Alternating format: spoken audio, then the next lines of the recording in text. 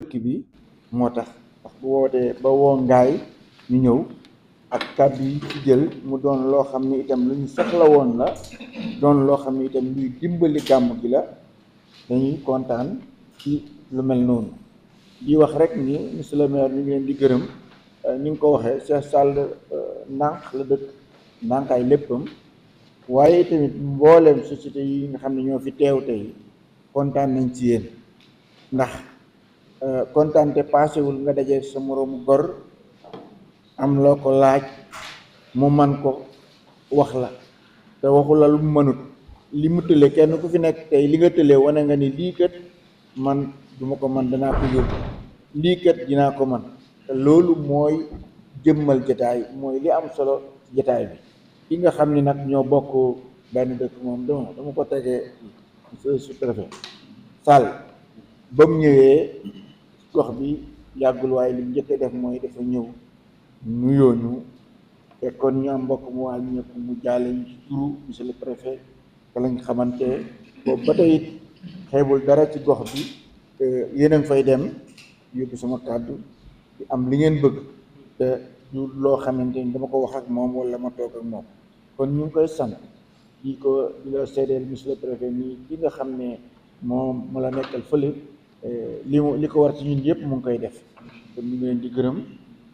monsieur le maire di gërëm société yi ñii ma àndal nag mooy samay nit lañu xam ngeen leen ñoo bokk liggéey bi man liggéeyu ma sax ñoom ñooy def lépp ni ñu koy waxee bu ñu demee ñoom ñooy wax ñoom ñooy def ñun dañuy toog rek xool léeg-léeg man ni lii baaxul léeg-léeg man ni lii baaxul defuma ci dara ñoom ñooy def lépp kon ñu ngi leen di gërëm te jamono bu ñu leen waxee jóg leen tamit ñu jóg kon ñu ngi leen di sant am na ci ñoo xam ne ñoo ma mag sax waaye jotaay bi terewul moo la yëkkate dañuy jóg kon maa ngi lay séddale loolu di wax nii tamit li ñu doon wax naan la dañoo bëgg nga taxaw ci taxawaay bu raw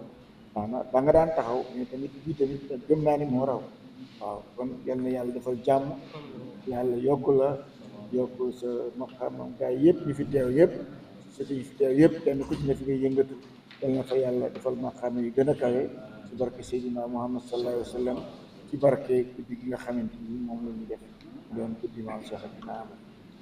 jërëjëf monsieur le préfet kontaan naa trop kontaan naa jërëjëf. salaamaaleykum sëriñ bi ñu ngi lay nuyu bu baax di nuyu tamit njaboot bu tedd bi nga àndal jóge ca xalifa bu tedd ba man ci lim sëñ Buna kon te ñu nga jëndal man ci lim également sëñ Lamine sëñ Babacar ak mboolem comité d'organisation ànd moom macha allah ngeen teew su ko defee rek di leen yóbbante nuyoo jaar yu tedd dem ci xalifa bu tedd ba sëriñ Mohamed Mahfouz Kounta nga xam ne tey jii moo toog ci buntu kër defal bu naan ñeen nga yàgg lool ànd wér yàgg njaboot gi si yàgg ci ginnaaw di wax ne rek bis bi moom sunu bis la te yaakaar naa ne su dina sunu bis la wax naa mais waxaat naa aussi mboolem service nga xamante ni bi ñoo may jàppale ci liggéey bi yóbbaale naa société bi yóbbaale naa te yaakaar naa ni ñu waxee ak ni ñu tontoo soxla yi ak engagement yi fi juddoo wan leen ne bis bi yaakaar naa ne ñun yaakaar naa ñoo ko te yéen a ji ci am aussi incha allah xam nañ ko loolu tam dañ ciy am ndigalu suñu kilifa xam nga ci le président de la république wàcc ci premier ministre wàcc intérieur gouverneur ba ci ñun ñëpp loolu pour rek dalal seen xel ci ne incha allah luñ ci deful daal xanaa loo xamante ne bii tënañu yàlla nag moom man alkamaalu billah waaye lépp loo xamante ne bii jàlloon nañ ko mun dëppoo ak suñu ay compétence dëppoo ak suñu ay prérogative loola luñ ci mën ak luñ ci mën a def incha allah dinañ ko yaakaar naa ne fekk na ci comme ni ñu ko waxee service yëpp yaakaar naa ne bu ne taxaw nañ ci jox ko gëdd ak temps bi mu laaj pour que bis boobaa wàllu sécurité wàllu setet wàllu ndox ak wàllu courant dara du manqué yaakaar naa ne après wàllu santé sax gis nga ni ñu fi taxawee ba fexe ba nga xamante ne bii centre de santé wu Ngaye Mékhé dañ koy mettre en alerte parce que xam nañ ne sax ndànk dafa bokk ci district bu Tivaouane mais Ngaye daf ko gën a jege parce que Mékhé ak Ngaye yaakaar naa ne ay kilomètres yi daanaka ñëwul 5 kilomètres moo tax tey ñu woon le médecin chef sanitaire bu Ngaye Mékhé mu ànd ak nattangoom bi Tivaouane pour ñu mën a lëkkali seen ay moyens pour que bis ba lépp lu fa war ci taxawaay intervention ak couverture sanitaire ak aussi évacuation ñaanuñu ko yàlla lu ci am rek dana fekk jël nañ matukaay comme mat sëkk noonu tamit lañ ko defee ci fànn yu bari fàttewuñu yoon wi nga xamante ne bii mooy jógee Ngaye ba jëm Ndànk loolu yoon bu yàgg tawat la xëy naa liñ naan rek li kulli ummatin ajal xanaa loolu moo ci nekk rek waaye xam naa ne ab lay xaar waaye état sax wax dëgg yàlla dem na ba dugal ko ci programme ba wax ne budget ba sax féete war na bool waaye nañ ñaan rek loolu lépp lu ci xëy na gàllankoor yal na ko yàlla teggi waaye su ko defee rek xam naa ne fii ak boobu defar fi tali moom mënut nekk waaye dana jël ay matukaay jox naa ndigal suñu sous-préfet wala société ya fa nekk ñu mën ci jàpp ba mën ko jagalaat rechargé ko reprofilé ko ba ñuy ñëw di ñëw ca gàmmu ga mën a ñëw ci jàmm dellu ci jàmm te duñu am benn jafe-jafe kon noonu lañ ko toppee ci secteur yëpp rek pour que rek bis ba aussi lépp mën a yem la koy dese mooy ñaan yàlla may ñu tawfeex may ñu fekkee ak kal may yéen kat na aussi dañ comité d'organisation su ko defee la muy laajte suñu ci coordination ak lëkkaloo ak service technique yi loolu moom liggéeyu si nekk la doon jël leen contact yi su ko defee la ca des moom liggéeyu terrain la dénk naa tamit sous-préfet lépp luy coordination mu ànd ko monsieur le maire ci jàppale comité d'organisation ba point yëpp ak engagement yëpp ci nekk bu waxtoo jotee ñu mën koo defee comme ni nga xamante ne bii noonu lañ ko engagé wu loolu yaakaar naa ne lañu ci doon wax santaat ñëpp ñu gërëmaat ñëpp man yàlla may ñu jàmm waaye da may ñu nawetu jàmm daay rek baax jërëjëf. Bon, maintenant en français, peut-être en résumé, nous voici réunis ce matin ici à la préfecture de Tivaouane dans le cadre du CDD consacré à la préparation du Gamou annuel de Ndank. Ndank, un village historique fondé par Cheikh Al-Bounam Kounta, qui est de renommée nationale. Et le Gamou de Ndank, qui est prévu cette année, le 17 août, est un événement qui charrie et polarise un nombre important de pèlerins, de fidèles venant d'un peu partout au Sénégal, même du monde entier. Raison pour laquelle nous avons ce matin passé en revue l'ensemble des questions qui entrent dans le cadre de la bonne organisation de ce grand événement. Et nous n'avons laissé en rade aucun secteur ni aucun aspect pour que l'organisation soit vraiment un franc